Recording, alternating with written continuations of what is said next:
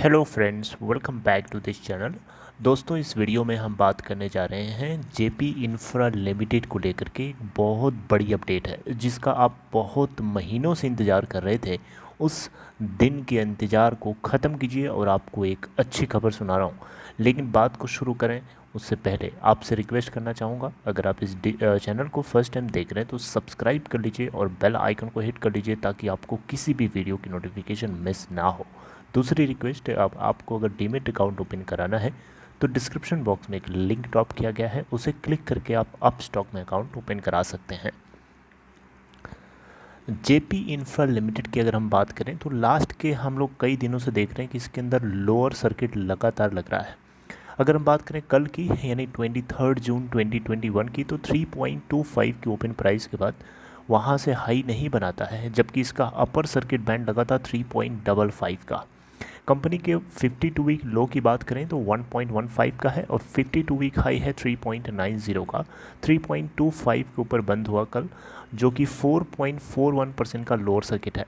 8,05,154 shares trade किए गए, जहां पे 100% की डिलीवरी है। और बीएससी के ऊपर देखें तो यहाँ पे 6,89,563 शेयर्स ट्रेड किए गए, जहाँ पे 100% की डिलीवरी है। तो देख सकते हैं कि लगातार ये लोअर सर्किट लग रहा है, इसके बाद भी जितने लोग यहाँ पे बेच रहे हैं उतने लोग ही पूरे खरीद रहे हैं और 100% की डिलीवरी। इट मीन्स दैट कि जितने लोग खरीद रहे हैं कहीं ना कहीं इनको इस बात का अंदाज़ा है कि कंपनी को एक डीलिस्ट तो नहीं कराया जाएगा एटलीस्ट। ये बात तो श्योर एंड सर्टेन है, इन लोगों को ऐसा लगता है। बाकी मैं अभी न्यूज़ बताऊंगा, सब कुछ वहाँ से आपको थोड़ा क्लियर हो जाएगा। देखिए, इसकी मार्केट कैप की बात करें तो 436.13 करोड़ रुपए है बीएससी पे। एनएससी पे है 451.40 करोड़ रुपए। तो सबसे पहले आप यहाँ हेडिंग देख सकते हैं, ब्लूमबर्ग की एक लिखी हुई आर्टिकल है जिसके जरिए मैं बता रहा हूँ आपको। सुरक्षा asset reconstruction company wins JP Infratech bid by small margin. देखिए, किसी भी कंपनी के अंदर जो फाइनेंशियल क्रेडिटर्स होते हैं, स्पेसिफिकली यहाँ पे अगर हम देखें तो जो फाइनेंशियल क्रेडिटर्स हैं वो बैंक्स हैं, और बैंक्स के अलावा ऐसे लोग भी हैं जो लोगों ने इस कंपनी को अपने पैसे दिए थे घर खरीदने के लिए, तो उन लोगों को भी हम फाइनेंशियल क्रेडिटर्स के रूप में देखते हैं। तो एसेंटिंग फाइनेंशियल क्रेडिटर्स और डिसेंटिंग फाइनेंशियल क्रेडिटर्स दो तरीके के ये होते हैं। एसेंटिंग फाइनेंशियल क्रेडिटर्स वो होते हैं जब वोटिंग कराई जाती है तो उस वोट के फेवर में वोटिंग करते हैं। वहीं डिसेंटिंग फाइनेंशियल क्रेडिटर्स जो होते हैं, जब वोटिंग कराई जाती है तो वो वोटिंग जो थर्ड पार्टी होती है उसके अगेंस्ट करते हैं। यानी जो विनर होता है उसके अगेंस्ट जो वोटर्स होते हैं उनको डिसेंटिंग फाइनेंशियल क्रेडिटर्स बोलते हैं। और जो उस विनिंग पार्टी के पक्ष में जो लोगों ने वोटिंग किया है उसको एसेंटिंग फाइनेंशियल क्रेडिटर्स बोलते हैं। तो यहाँ पे दोनों तरीके के क्रेडिटर्स थे।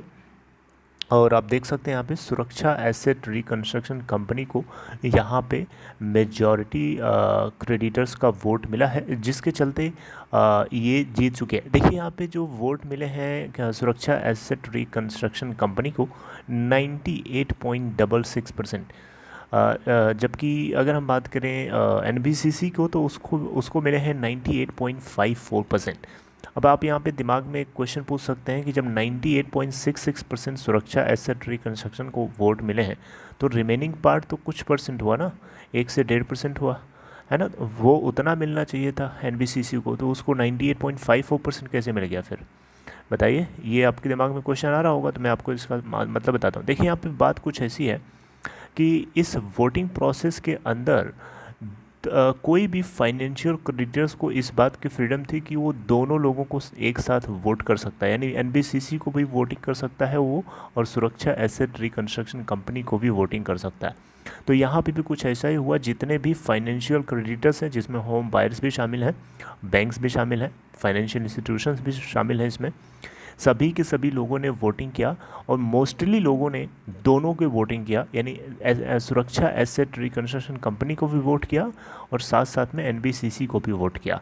लेकिन दो ऐसे फाइनेंशियल क्रेडिटर्स थे जिन लोगों ने सुरक्षा एसेट रिकंस्ट्रक्शन कंपनी को वोट किया, एनबीसीसी को नहीं किया। और इन्हीं दो लोगों के वोटिंग करने की वजह से सुरक्षा एसेट रिकंस्ट्रक्शन कंपनी को मार्जिनली जीत मिली है, यानी कोई ज़्यादा डिफरेंस नहीं। आप देख सकते हैं 98.66 माइनस 98.54 अगर सब्ट्रैक्शन करेंगे तो 0.12%, यानी 0.12% से जीत मिली है सुरक्षा एसेट रिकंस्ट्रक्शन कंपनी को इस पूरे एंटायर वोटिंग प्रोसेस में।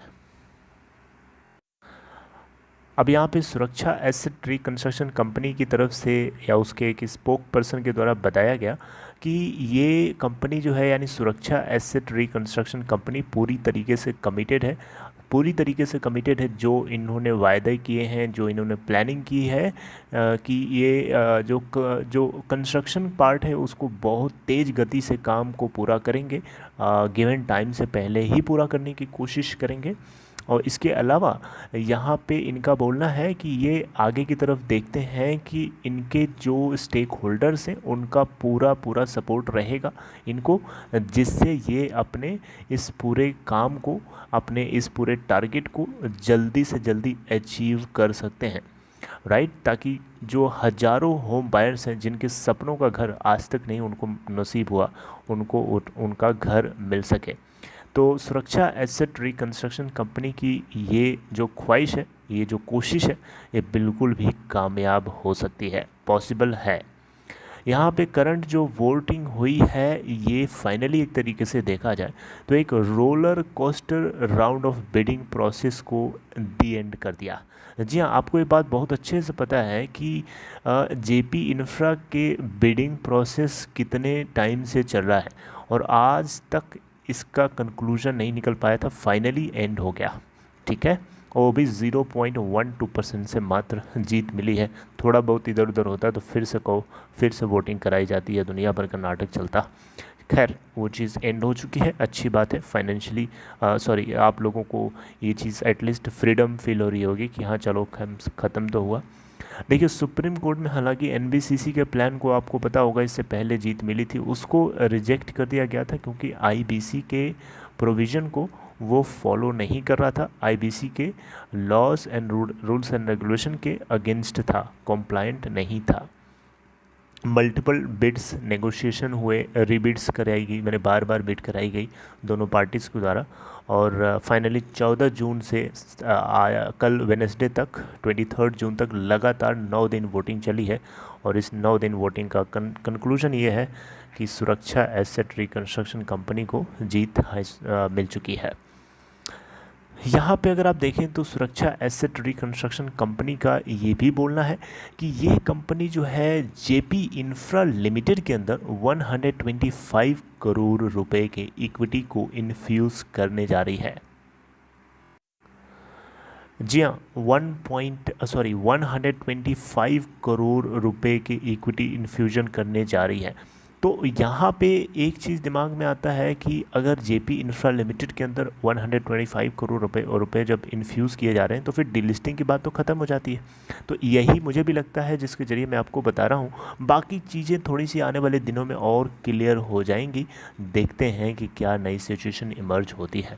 और इन्होंने ये भी कहा कि ये कंस्ट्रक्शन काम पूरा कराने के लिए जल्दी से जल्दी 3000 करोड़ रुपए जो है और अरेंज करेंगे और ताकि जो पेंडिंग वर्क है उसको कम्प्लीटली कराया जा सके जो 10 सालों से पड़ा हुआ है अभी तक।